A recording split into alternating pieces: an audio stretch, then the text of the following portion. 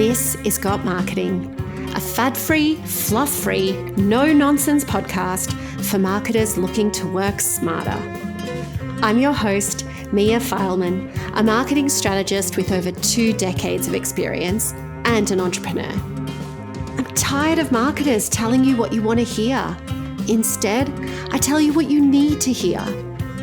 During the show, I chat with creatives and strategists about all the aspects of marketing, but especially marketing campaigns. Unpacking and dissecting marketing campaigns is what I do for fun. Got Marketing is brought to you by Campaign Del Mar, the marketing education platform where marketers and entrepreneurs go to upskill. Let's dive in, shall we? So, question for you now that we're talking about SEO and blogs. Does anyone read blogs anymore? Do you read blogs? Yes, I do. Heaps of blogs. Do you read them from top to bottom? Yeah, I do. Do you? I do. Sitting? In one sitting, absolutely. Yes, I do. Well, you're probably one of the only ones. All right. Oh, really? We're in this era of no attention span, and I'm as guilty of it as anyone else. We skim. Everything we read, we skim. And it's kind of sad because I get really fazed when people tell me they read novels, but they sort of like, they're scanning it. You know, some people just like skim. I like to read every line meticulously. If I haven't understood the sentence, I'm rereading it to the point it's getting anal. But we just don't skim content.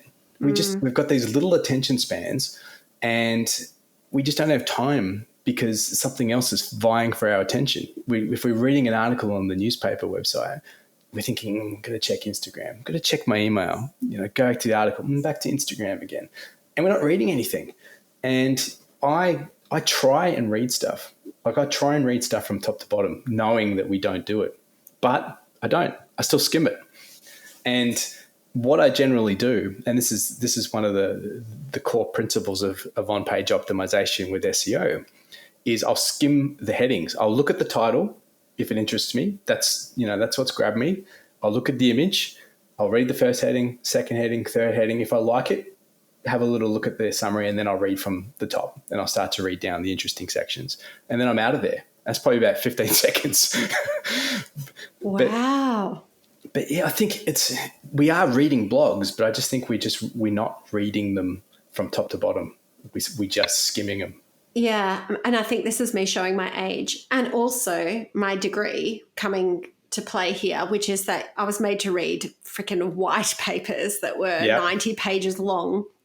And it's a bit of a fitness that I think younger people today have lost, is the long form reading. But I do have a top tip for this that I love. I've discovered this app called Instapaper, and you can pick any blog or article off the internet and you use an extension with Instapaper, and then you open the Instapaper app and you can read it in a distraction-free environment. No ads. You can have like really good contrast between the text and the background so that you're reading it almost like off a Kindle. And as a result, I find that I can actually get through an entire blog post, read it properly, because it's almost like reading a novel. That's exactly why I use a Kindle. Yeah, right. Same reason. It's a device designed to be a book. You've got it. You're not looking at the internet on it. You're not looking at anything else. You're just reading a book. I think it's really important.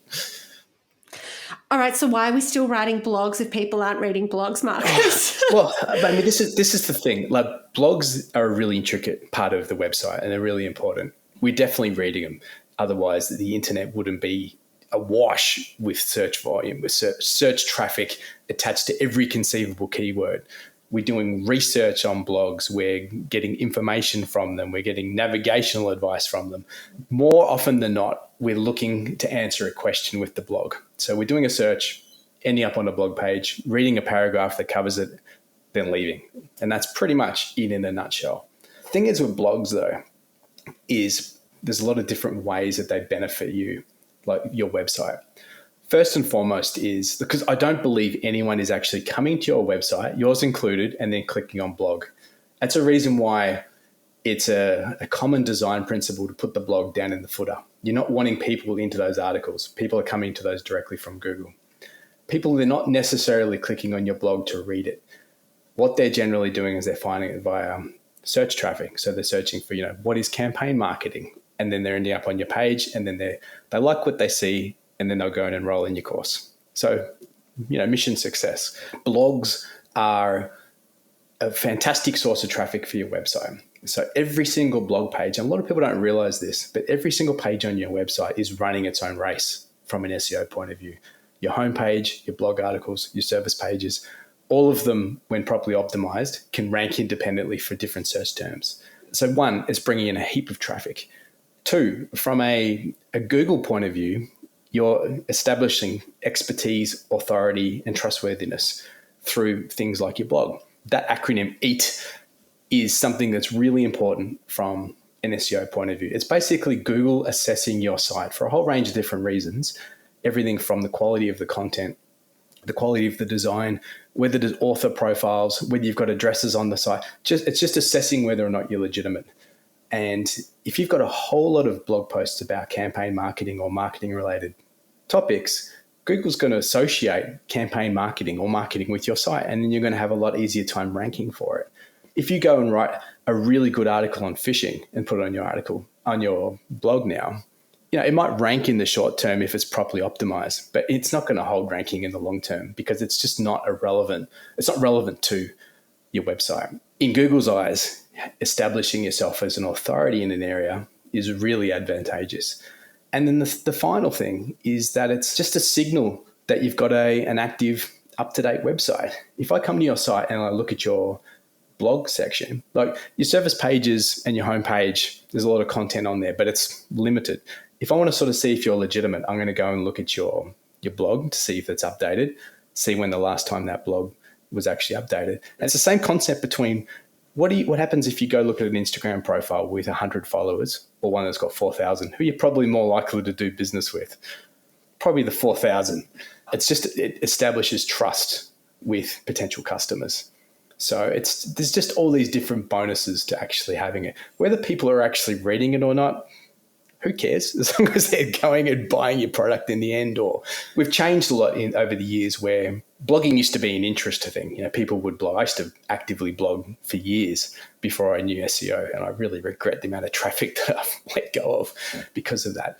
But blogging used to be sort of more of an interest, like an online kind of journal, and then it became a genuine source of income where people are profiting from. The other way people are profiting from really high traffic is they're putting ads on their site. So you're getting really good revenue from ads when you're getting high volume on your website, or you're actually getting affiliate income. People might be clicking on your actual links and then you're getting a small commission. I do that on the side. And it could be a really good source of passive income once all the hard work for a long time has been put into place. But so there's a lot of benefits to it, but whether or not people are actually reading the content from top to bottom, I don't think so. See, ladies and gentlemen, do you see why he is my SEO consultant? Because he makes it sound like achievable and logical, and you're honestly the first person I've ever met who has been able to explain this to me in a way that I can wrap my head around. So that was incredible. That was so good. Gut Marketing is brought to you by Campaign Del Mar, a marketing education platform for entrepreneurs. Master the fundamentals of marketing, nail your email marketing strategy, or join my signature program, Campaign Classroom, and learn how to create killer marketing campaigns.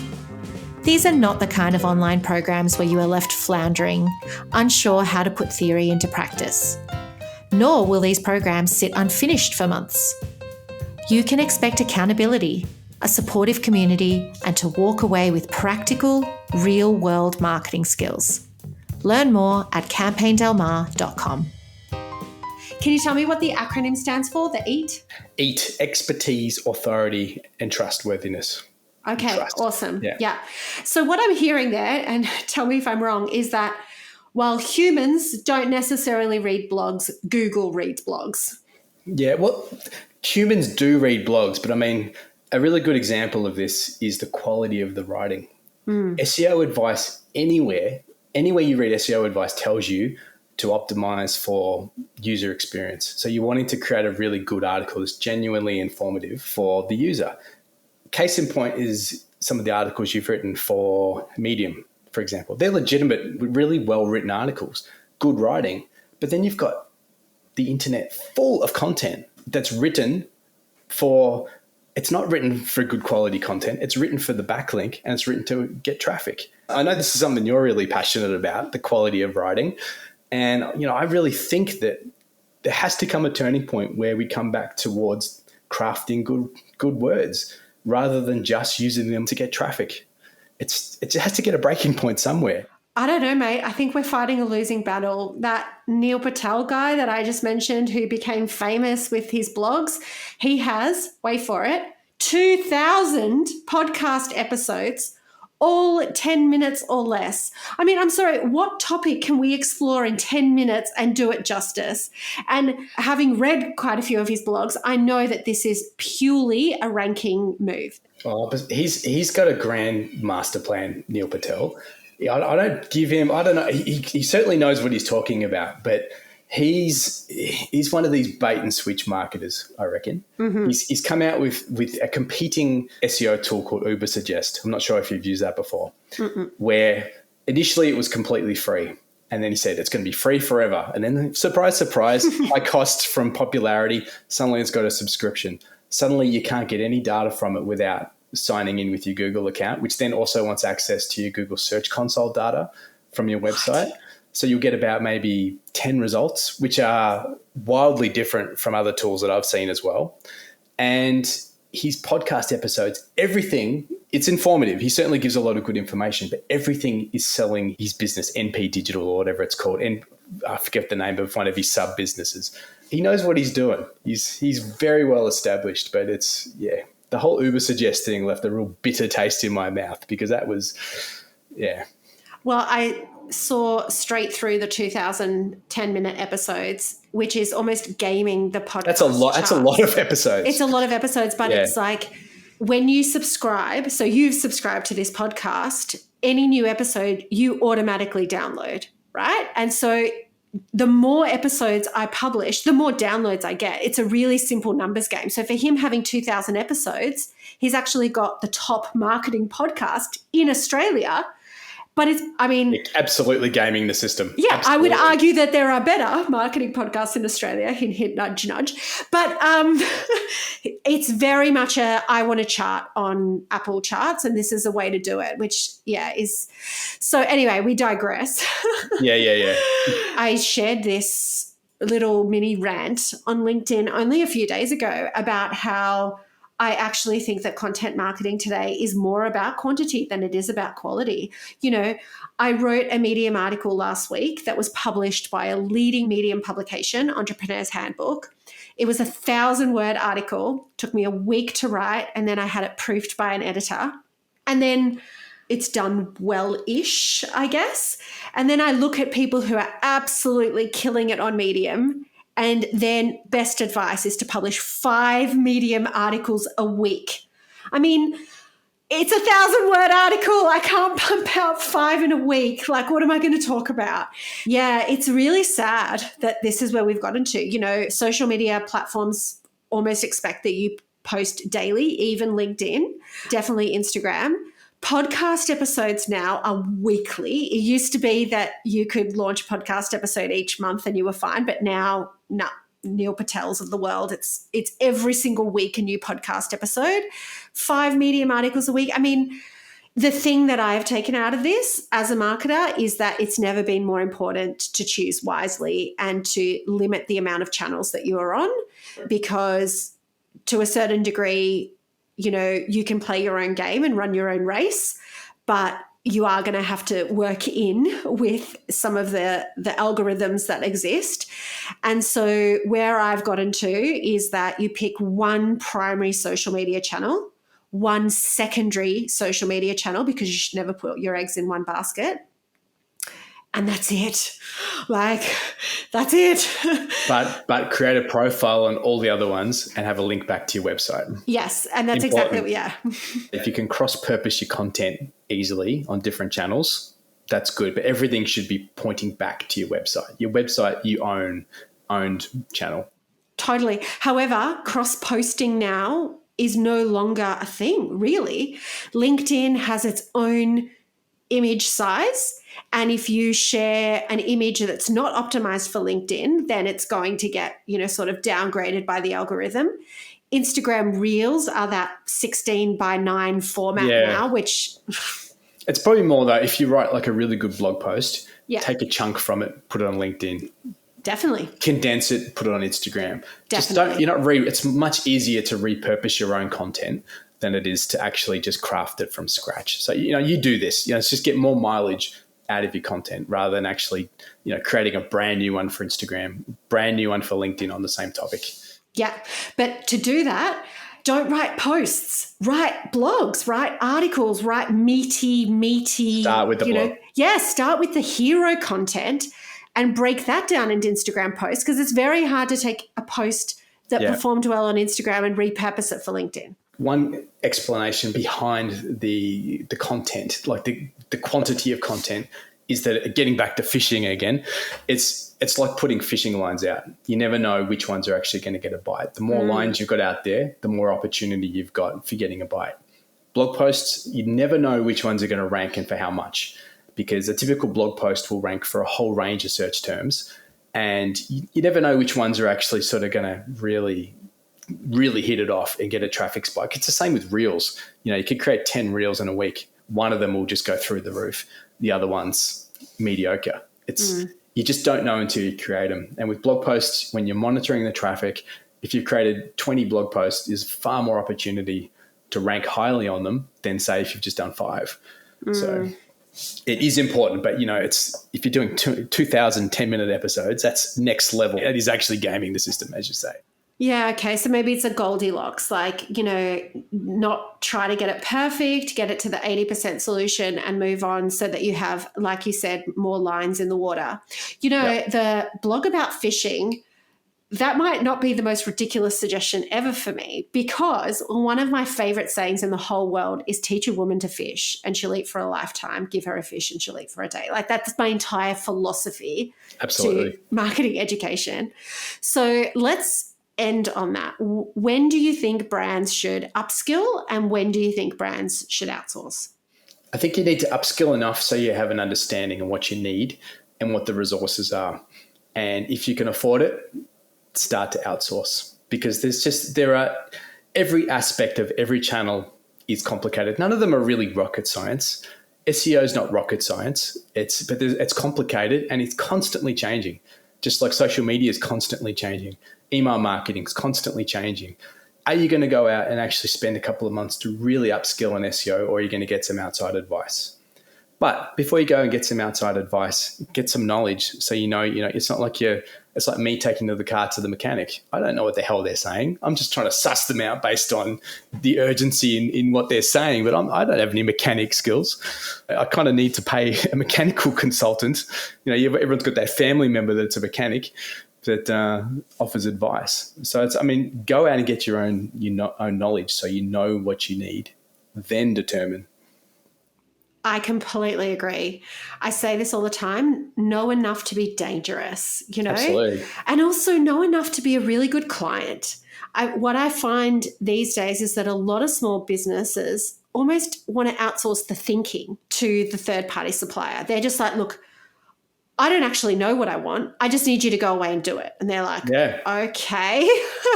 Exactly. What do you mean? And they're like, well, I don't know how Facebook ads work, so you just go and run some Facebook ads for me. And then, of course, they come back and they're like, what are these? These are terrible. This is not what I wanted. And it's like, well, you didn't tell me what you wanted. And so we need to understand basic principles so that we can steer the strategy, so that we can say, actually, this is what we want, this is what we don't want, we're expecting this, we're not expecting this, and to understand how long things take. I used to run a marketing agency for 7 years, and the amount of clients that would say to me, I don't want to know how it's done, I just want it done, go and do it. And then the invoice would get sent and be like, why did you spend 2.5 hours writing an e-newsletter? That's ridiculous. That's a waste of time. And I'm like, are you kidding? Like 2.5 hours to write an e-newsletter is a phenomenally, a really good return on investment for me at Campaign Del Mar, like a huge return on investment. But they don't understand that, because they don't understand the basic fundamentals of marketing. I think this is why SEO agencies have got such a bad name for ripping people off. High retainers for no actual work. They're doing work, but no one understands what they're actually doing, and they can easily take advantage of that because people are just do my SEO.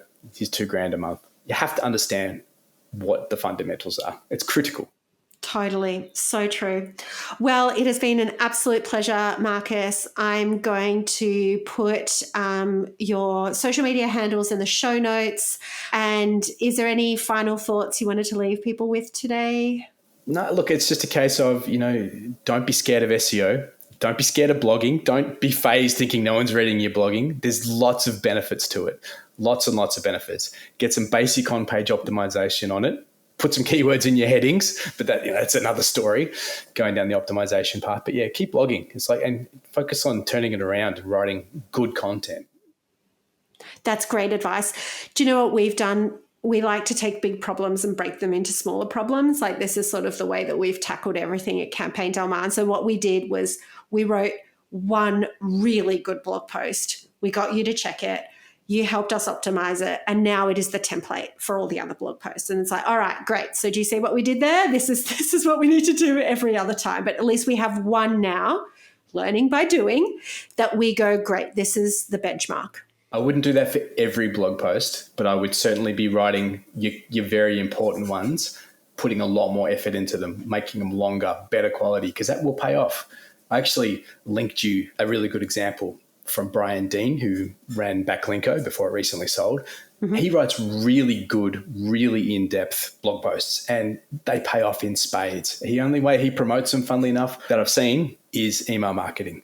You'll email about them. But it's a really good example of a really high-quality blog post. It is worth spending the time, not on all of them, but on some of them, because they will be like the cornerstone content on your website. Amazing. All right. I'm going to put that link, promote your blog article from Backlinko, into the show notes. Love his posts. Yep. Great. It was such a pleasure, and I wish you the best of luck with your new job. Yeah, thank you. Super annoyed that you will not be helping us with our search engine optimization anymore. I'm still around. Yes, at least we're friends, and so absolutely. that friendship doesn't have to end, even though... Absolutely. All right. Thank you so much, Marcus. Thanks, Mia. Thank you. You listened right up until the end. So why not hit that subscribe button and keep the good marketing rolling? Podcast reviews are like warm hugs, and they're also the best way to support a small business. You can connect with me, Mia Fileman, on Instagram or LinkedIn, and feel free to send me a message. I'm super friendly.